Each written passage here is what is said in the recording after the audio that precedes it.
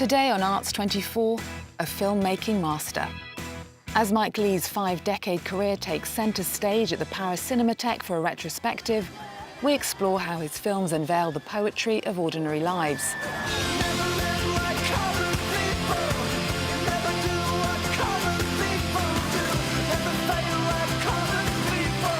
With accolades like the Palme d'Or for Secrets and Lies at the Cannes Film Festival and the Golden Lion for Vera Drake at Venice, at 82, Leigh continues to illuminate humanity's complexities with his latest film, Hard Truths. I might spend the day lying in bed. She makes everything about her. She's rude, man. I've been harassed by people all day. I'm sick to death of it. Mike Leigh, hello. Hi. Your retrospective is taking place in Paris, a city with a rich cinematic history. I wondered, what does French cinema mean to you? Well, French cinema is, like all proper filmmakers, if I may say. It's in my DNA, I grew up in Manchester. I went to London in 1960 to be a student, and wham, I discovered world cinema. At that moment in London, À Bout de Souffle was playing. Je voudrais construire Romeo et Juliette. Oh la la. And so was John Cassavetes' Shadows. But French cinema began with that moment. I read in an interview that you've been watching movies since 1946. Yeah. You've been making movies since 1971. That was your first film. Yeah. Do you remember the moment when you decided you wanted to make films? I don't think I can say there was a moment, because it seemed like that's what I would want to do in some way. Make theatre, make movies, make stuff, capture life, and put it in front of audiences in some way, Where do you get your ideas from? If I walk down the street and I see 10 people, there's 10 movies there, really. It's the short answer to that. The Paris retrospective features 17 of your films? I'm not entirely sure, but I'm sure that's right. Around 20 films anyway. When you see all these films together, how do you reflect on this long career? Well, it's a good question. First of all, I reflect on how long I've been grinding away at doing this extraordinarily difficult but very rewarding and enjoyable job. But film is a collaborative thing, and that's part of the joy of it. The way you make films is legendary. It's the stuff of legends, anyway, your collaborative process. Can you talk us through it a bit to explain how it works? Well, basically, I don't sit in a room and write a script and then find people to interpret it and et cetera, et cetera. I get together a gang of actors and we start to talk about real people that they've come across, and we start to create characters and we put them together and we build worlds and relationships. We do a huge amount of work on the backstory and we invent their whole histories, and they do a massive amount of actual work in character, in costume, improvising in a real way, not in a sort of jokey kind of superficial way. And the whole world comes into existence. And then, at the end of a long period of doing that, we shoot the film for a number of weeks, however long it is, and scene by scene, sequence by sequence, location by location, we build the scene, we build the film as we go along.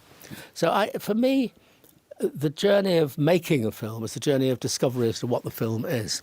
One of the films that's showing at the retrospective is your very first, Bleak Moments, from 1971. What stands out for you when you look back at making that film? It was made on a very, very, very low budget with a tiny gang of people.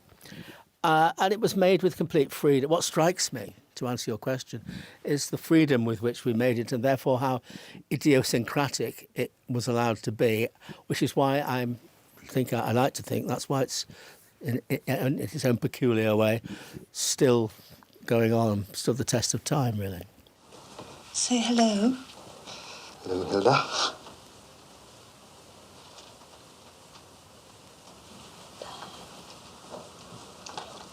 Say hello. Hello, Hilda. How are we?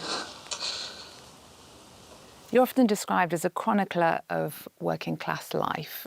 What do you think of that title? Well, I think it's true, but only very limited, because my films have absolutely not just been about working-class life. I've dealt with all kinds of sections of society, and my new film, Hard Truths, is no exception.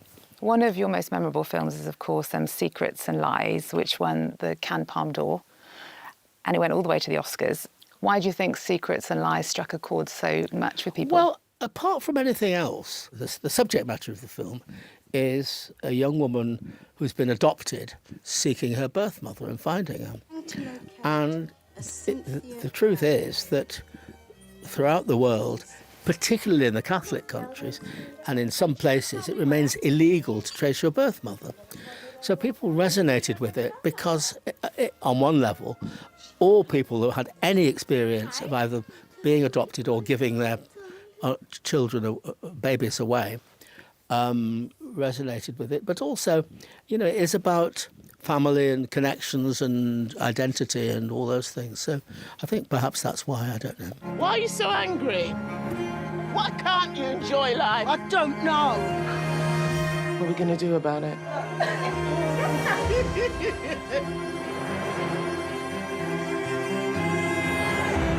I don't understand you, but I love you.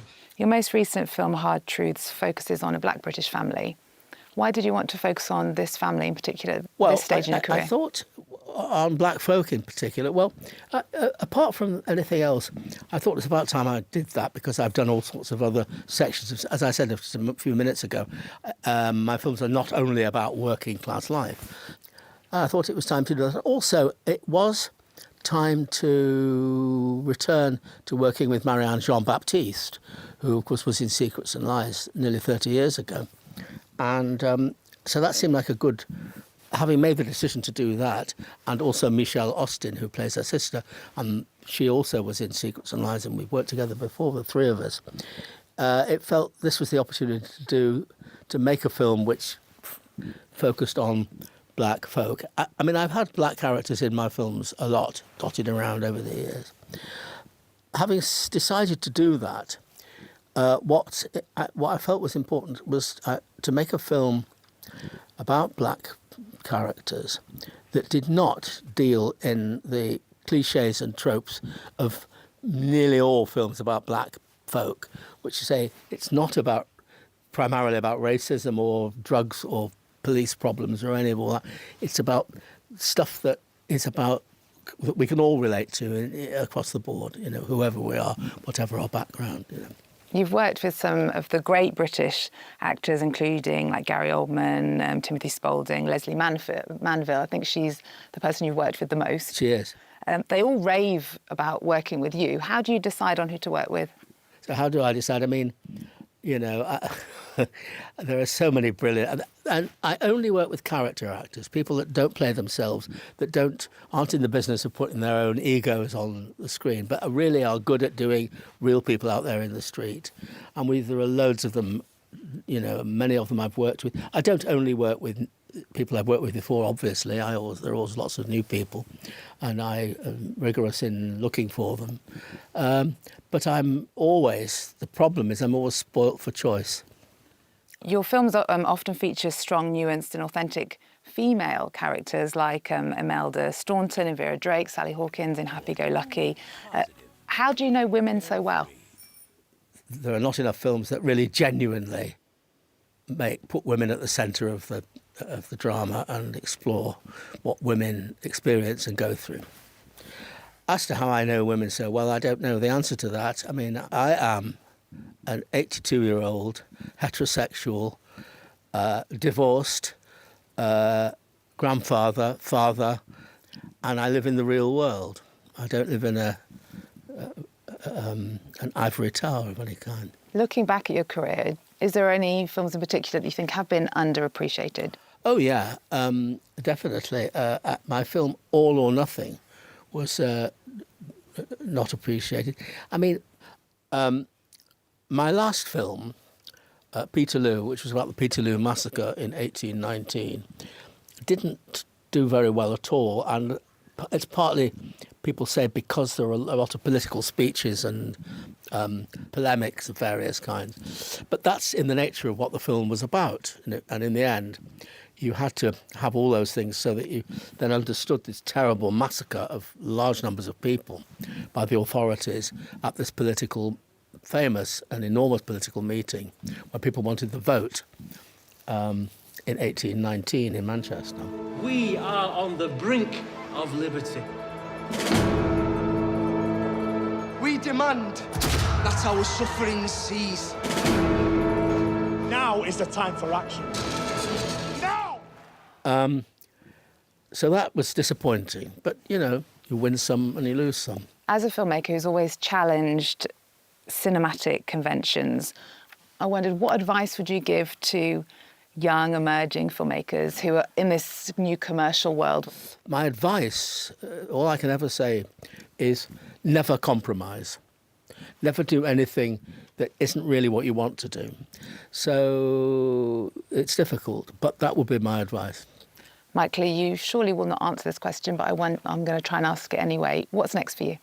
Well, we're trying like hell to find the money to make another film. It is very difficult. It's even harder than it was a few years ago when we put together Hard Truths. And since I've already told you that I discover what my films are on the journey of making them, you will not be surprised when I don't tell you what my next film is about. OK, Mike Leigh, thank you so much. Thank you.